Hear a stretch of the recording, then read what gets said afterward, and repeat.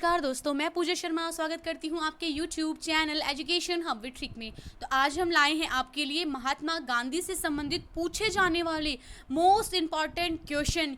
ये वो important question है जो डेफिनेटली हर एग्जाम में पूछे जाते हैं और पूछे जाएंगे भी। तो आज की इस वीडियो को ध्यान से सुने और ध्यान से पढ़ें और लास्ट तक वीडियो को देखना ना भूलें और हर एक क्वेश्चन को नोटबुक में नोट कर ले दोस्तों। तो चलो हम अपना आज का ये वीडियो स्टार्ट करते हैं, लेकिन उससे पहले आप अपने channel education hub with trick को सब्सक्राइब करना ना भूलें, बेल आइकन बटन को ज़रूर प्रेस करें ताकि आने वाले लेटेस्ट वीडियो सबसे पहले आप तक पहुंचे दोस्तों।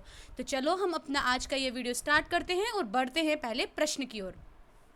तो हमारा पहला प्रश्न है, गांधी जी का जन्म कब हुआ? तो गांधी जी का जन्म 2 अक्टूबर 1869 गुजरात के पोरबंदर शहर में हुआ था। कहाँ हुआ था? गुजरात के पोरबंदर शहर में। कब?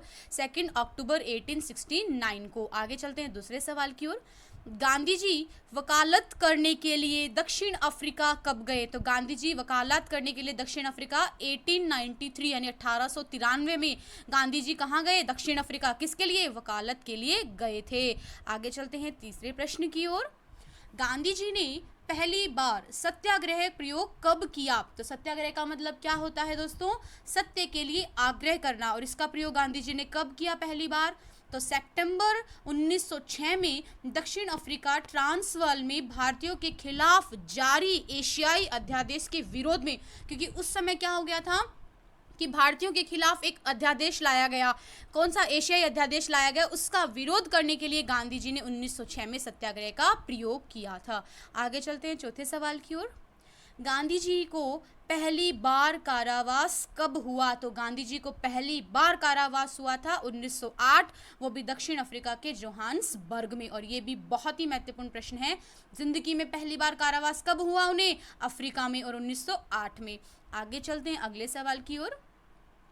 किस रेलवे स्टेशन में गांधी जी अपमानित किए गए और अपदस्थ किए गए? तो उन्हें अपमानित किया गया कौन से रेलवे स्टेशन में? दक्षिण अफ्रीका के पीटरमैरिट्सबर्ग में उन्हें बहुत ही ज़्यादा जलील किया गया गांधी जी को। आगे चलते अगले सवाल की ओर। गांधी जी ने टॉलस्टॉय फार्म कब शुरू किया? तो 1910 में गांधी जी ने टॉलस्टॉय फार्म शुरू किया। ये भी महत्वपूर्ण प्रश्न है गांधी जी का। आगे चलते हैं अगले सवाल की ओर। गांधी जी फिनिक्स सेटलमेंट कहाँ शुरू कर दिया था? तो गांधी जी ने फिनिक्स सेटलमेंट दक्षिण अफ्रीका के डरबन में शुरू किया था। और ये भी बहुत ही ज़्यादा महत्वपूर्ण प्रश्न बनता है, तो इसे नोट कर लें दोस्तों। आगे चलते हैं आठवें प्रश्न की ओर। दक्षिण अफ्रीका में गांधी जी द्वारा शुरू किए गए साप्ताहिक अखबार का क्या नाम था? तो उन्होंने दक्षिण अफ्रीका में एक अखबार शुरू किया था जिसका नाम था इंडियन ओपिनियन, कि भारतीयों के विचार भी। तो इस पे उन्होंने एक अखबार शुरू किया था 1904 में। और कहाँ? दक्षिण अफ्रीका में। और नाम क्या था? Indian opinion. आगे चलते हैं 9वें प्रश्न की ओर। गांधी जी दक्षिण अफ्रीका से भारत कब लौटे? तो गांधी जी दक्षिण अफ्रीका से भारत 9 जनवरी 1915 को लौटे। और 9 जनवरी को क्या मनाया जाता है? प्रवासी दिवस के रूप में मनाया जाता है 9 जनवरी 1915 को, क्योंकि वो दक्षिण अफ्रीका से भारत आए थे। आगे चलते हैं अगले प्रश्न की ओर। भारत में गांधी जी का प्रथम सत्याग्रह कहाँ हुआ था? तो गांधी जी का पहला सत्याग्रह भारत में 1917 में चंपारण में हुआ था। चंपारण बिहार में 1917 में इंडिगो श्रमिकों के अधिकार के लिए उन्होंने क्या किया? सत्याग्रह का प्रयोग किया कि इंडिगो श्रमिकों को क्या मिले? उनके अधिकार मिले, इसीलिए उन्होंने सत्याग्रह का प्रयोग किया। आगे चलते हैं 11वें प्रश्न की ओर। गांधी जी की पहली अनशन कहाँ हुआ, जिसे दूसरा सत्याग्रह भी कहा जाता है? तो गांधी जी ने पहली बार अनशन का प्रयोग अहमदाबाद में किया। ऐसे अनशन और ऐसे अहमदाबाद, तो पहली बार अनशन का प्रयोग अहमदाबाद में किया। आगे चलते हैं 12वें सवाल की ओर। किस कारण गांधी जी ने केसरे हिंद की पदवी छोड़ दी थी? तो जलियांवाला बाग हत्याकांड को देखते हुए गांधी जी को बहुत ही ज़्यादा दुख हुआ। तो 1919 में वो जलियांवाला, अप्रैल 1919 को ये घटना हुई थी और गांधी जी ने उसी दौरान अपनी केसरे हिंद की पदवी भी छोड़ दी थी। आगे चलते हैं अगले सवाल की ओर। यंग इंडिया और नवजीवन साप्ताहिक अखबार का प्रारंभ किसने किया? तो यंग इंडिया और नवजीवन जो साप्ताहिक अखबार है, वीकली न्यूज़पेपर का प्रारंभ गांधी जी ने किया था। बहुत ही ज़्यादा महत्वपूर्ण प्रश्न बनता है कि गांधी जी के साप्ताहिक अखबारों के नाम बताइए। तो यंग इंडिया और नवजीवन, और अफ्रीका में शुरू किया था ओपिनियन, इंडियन ओपिनियन। आगे चलते हैं अगले प्रश्न की ओर। किस एकमात्र कांग्रेस के अधिवेशन की अध्यक्षता गांधी जी ने की थी? तो 1924 में बेलगांव में जो कांग्रेस का अधिवेशन हुआ था उसकी अध्यक्षता किसने की? गांधी जी ने की थी। बहुत ही ज़्यादा महत्वपूर्ण प्रश्न है दोस्तों, इसे भी आप अपनी नोटबुक में नोट कर लें। आगे चलते हैं अगले सवाल की ओर। 1932 में अखिल भारतीय हरिजन समाज किसने शुरू किया? तो 1932 में हरिजन समाज की स्थापना भी गांधी जी ने, महात्मा गांधी जी ने ही की थी। बहुत ही महत्वपूर्ण प्रश्न है ये भी। आगे चलते हैं अगले सवाल की ओर। वृद्धा आश्रम कहाँ स्थित है? तो वृद्धा आश्रम महाराष्ट्र में स्थित है। कहाँ स्थित है वृद्धा आश्रम? महाराष्ट्र में स्थित है। आगे चलते हैं अगले सवाल की ओर। गांधी जी ने साप्ताहिक हरिजन अखबार कब शुरू किया? तो 1933 में महात्मा गांधी ने साप्ताहिक हरिजन अखबार की शुरुआत की थी। आगे चलते हैं अगले प्रश्न की ओर। गांधी जी ने सुभाष चंद्र बोस को क्या कहा है? तो गांधी जी ने उन्हें कहा है कि तुम पक्के देशभक्त हो। तो गांधी जी ने सुभाष चंद्र बोस के लिए कहा है देशभक्त की उन्हें उपाधि, एक तरह की उपाधि उन्हें दी है। आगे चलते अगले सवाल की ओर। गांधी जी को अर्धनग्न फकीर किसने कहा? तो गांधी जी धोती और ये सब पहनते थे, इसीलिए उन्हें अर्धनग्न फकीर कहते थे अंग्रेज। तो विंस्टन चर्चिल ने उन्हें क्या कहा कि तुम तो अर्धनग्न फकीर हो, यानी आधे नंगे फकीर हो। तो किसने कहा? विंस्टन चर्चिल ने। आगे चलते हैं अगले सवाल की ओर। टैगोर को गुरुदेव का नाम किसने दिया? तो टैगोर को गुरुदेव का नाम महात्मा गांधी जी ने ही दिया। टैगोर को गुरुदेव का नाम किसने दिया? बहुत ही बार यह प्रश्न पूछा जाता है, अपनी नोटबुक में नोट करना, इसे बिल्कुल ना भूलें दोस्तों। आगे चलते हैं अगले प्रश्न की ओर। गांधी जी को महात्मा किसने कहा? तो गांधी जी को महात्मा टैगोर ने कहा था। ये अभी आप नोट कर लेना दोस्तों। और इसी प्रकार के इंपॉर्टेंट क्वेश्चंस के वीडियोस के लिए आप अपने channel education hub with trick को सब्सक्राइब करना ना भूलें दोस्तों, ताकि ऐसे लेटेस्ट वीडियो आपके लिए हम और लाते रहें। आगे चलते हैं अगले प्रश्न की ओर। इसी के साथ, गांधी जी का राजनीतिक गुरु कौन था? तो गांधी जी का राजनीतिक गुरु गोपाल कृष्ण गोखले थे। कौन थे?